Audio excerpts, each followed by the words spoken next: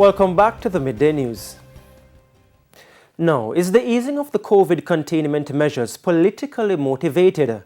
Well, opposition senator and former Manchester Member of Parliament Peter Bunting certainly believes so, given that the local government election is pending. He made the assertion last evening at the Mandeville divisional conference. What I know is that this government don't do anything without it having a political objective. If they're relaxing the curfew suddenly by 2 hours every day and 4 more hours on Sunday, they know not only are they now allowing events, but the government going through the first one. I understand. That suggests to me that the Prime Minister rolling the wicket, something is not far away. With that, he again issued a call for unity within the PNP. This amid a division in the party. In St. Ann, for instance, 4 councillors have parted ways with South East St. Ann Member of Parliament Lisa Hanna and allegations of sexual misconduct against Party General Secretary Dr. Dayton Campbell. He says those who are causing mischief are not true to the party. You know, there are some who are determined to not make this party settle down. A few toxic ones in social media. And just as Nehemiah had to deal with the Sanballats and the Tobias of the day, today we have those Sanballats and Tobias in social media. And Prime Minister Andrew Holness has hinted at lifting the work-from-home orders, but that's dependent on a number of factors.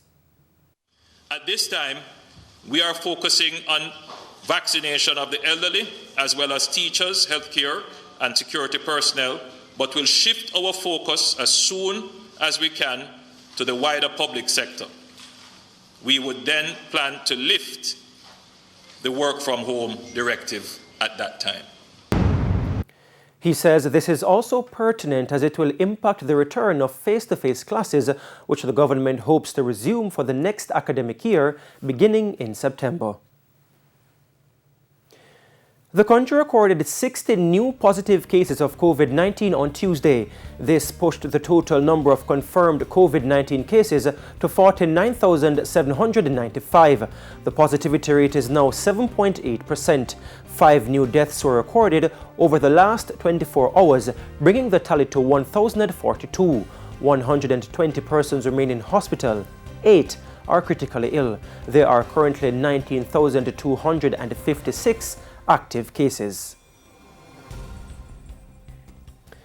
It's graduation season, and if you are from the class of 2021, celebrations will have to be scaled down in keeping with the COVID-19 protocols.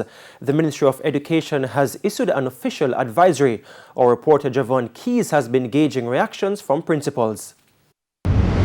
From the onset of the COVID-19 pandemic in 2020, schools were forced to get creative. So, it was out with the old way of hosting graduation ceremonies and in with drive-through school leaving events. Fast forward to 2021, and some schools like Merlegrove High have taken the bold step with its valedictory service. But the event is now the subject of an investigation as several breaches of the COVID-19 protocols were uncovered.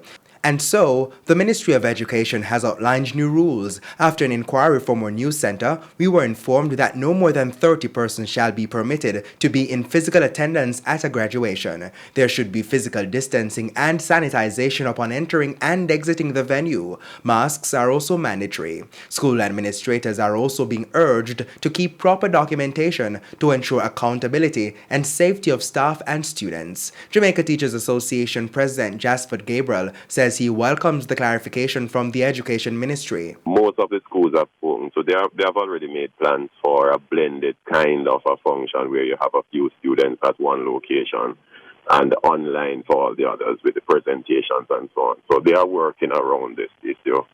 For President of the Jamaica Association of Principals of Secondary Schools, Linvern Wright, despite the desire for students and parents wanting to be physically engaged in the process, schools will have to adhere to the protocols. I think what schools have done, they have been innovative. They have maybe had them come in to take pictures, so they would have that. And having taken the pictures, I think that feel is still there. Certain nothing can compensate for not being there and having that moment shared with everyone in the limelight where the eyes are there gazing at you. But the fact is that the pandemic has really restricted that, and I think generally there's understanding. Javon Keys, TVJ News. And for the latest in the world of business, here's Cody and Barrett with the Business Minute. The Business Minute, brought to you by... I'll never forget how it all started. TVJ, made in Jamaica. They are since 2001. In business news, demand and supply in the housing market is not being met. According to Managing Director of A.S. Jane and Associates Realtors Andrew James, there's a shortage of houses costing under $25 million, and the price is only set to increase. Based on what is happening with the increase in terms of materials and so on for construction, the prices will be going up again. So, as I said, the best time is now. People usually regret what they didn't do. They don't regret what they did. So if you didn't buy it then, you're paying much more for it for the same property now. Agriculture and Fisheries Minister Floyd Green announced on Tuesday that fisher folks will now be able to insure their fishing vessels. For as little as $45,000 for the year, our fisher folks can insure their vessels that value up to $1.5 million. He's encouraging more fisher folk to get registered so they too can benefit. And that's it for the Business Minute. I'm Cody Ann Barrett. The Business Minute, brought to you by... I'll never forget how it all started. TVJ, made in Jamaica. They are since 2001. Here now is a preview of what's coming up in this evening's Health Report. In this evening's health report, we look at sickle cell disease. So the father and the mother each have to have an abnormal gene for hemoglobin, which they pass on to the child. And the child inheriting these two abnormal genes actually has the disease. One of those genes has to code for sickle hemoglobin, or S. The other one can be an S2. That's the most common. So you'll hear people saying they have SS disease. But there are other forms of sickle cell disease like SC, S thalassemia, where one parent has an S and the other has either a C or a thalassemia or a D or any of a number of other genes that code for abnormalities of hemoglobin. That's the health report in Primetime News at 7. And now for today's healthy living tip. Take medicines as prescribed by your doctor. Avoid things that can cause you to have pain, such as being very cold or very hot. Drink lots of liquids and get enough rest. And let someone know if you're not feeling well.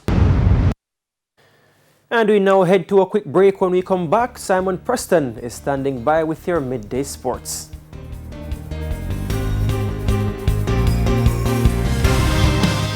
Welcome back. It's now time for Midday Sports. I'm Simon Preston. The Ministry of Health has given permission to the Jamaica Athletics Administrative Association to accommodate up to 5,000 spectators each day during the National Senior and Junior Championships at the National Stadium.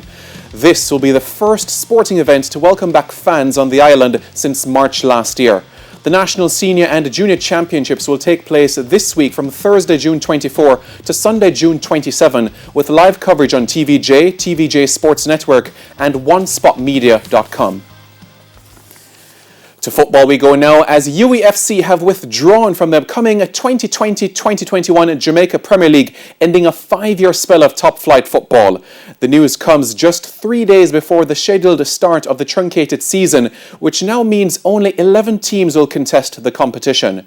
News broke earlier this month that UEFC had been considering withdrawing due to financial issues brought on by the COVID-19 pandemic. TVJ Sports also understands that UEFC's withdrawal could also affect affect their participation in next season's Premier League. The Reggae Boys remain 6th in the June edition of the CONCACAF Rankings Index. The Jamaicans were held to a 1-1 draw by Serbia and were thumped 4-0 by Japan's Olympic team earlier this month. Mexico continues to lead the index, followed by the United States, Costa Rica, Honduras and Canada. Jamaica is the highest-ranked Caribbean team in the index. The CONCACAF Rankings Index is a system used for seedings and points for regional competitions. The Reggae Boys will next be in action in the 2021 CONCACAF Gold Cup. The tournament is set to run from July 10 to August 1. Across the Atlantic we go now as 2016 winners Portugal will battle defending World Cup champions France in Group F action in the European Championship this afternoon in Budapest. France are at the top of the group on 4 points, while Portugal are third on 3 points. Kickoff is at 2 o'clock Jamaica time. In the other group game at 2 o'clock, Germany will entertain Hungary. At sports time, over in Group E, Spain were leading Slovakia 2-0, while Sweden were leading Poland 1-0. And to South America we go now as defending champions Brazil will be searching for their 3rd straight win in the Copa America as they face Colombia in Rio de Janeiro this evening. Brazil are at the top of Group B on 6 points after 2 games, while Colombia are second with 4 points after 3 games. Kickoff is at 7 o'clock Jamaica time. At 4 o'clock, Ecuador, who are at the foot of the table, will be looking for their first win of the tournament against the 3rd-placed Peru. And that's the final whistle for now. For your midday sports report, I'm Simon Preston. Giovanni, it's over to you. And just before the final whistle for the midday news, Simon, the COVID containment measures seem to be relaxing as fast as Shelley and Fraser broke the national record recently. Indeed. But just how do authorities plan to manage 5,000 people in the National Stadium? Yes, because the National Stadium can accommodate over 30,000 fans. The J3As later this afternoon will be sending out a press release on how that will be managed and as it relates to which fans will get that opportunity to see our creme de la creme of athletes compete for one of 3 spots for the Olympics. Well, we certainly look forward to that update from the J3s, and we'll have that certainly in Primetime Sports. But for now, that's it on the Midday News. I'm Giovanni Dennis. Join us at 7 for Primetime News. On behalf of the news, the sports, and the production teams, have a good afternoon.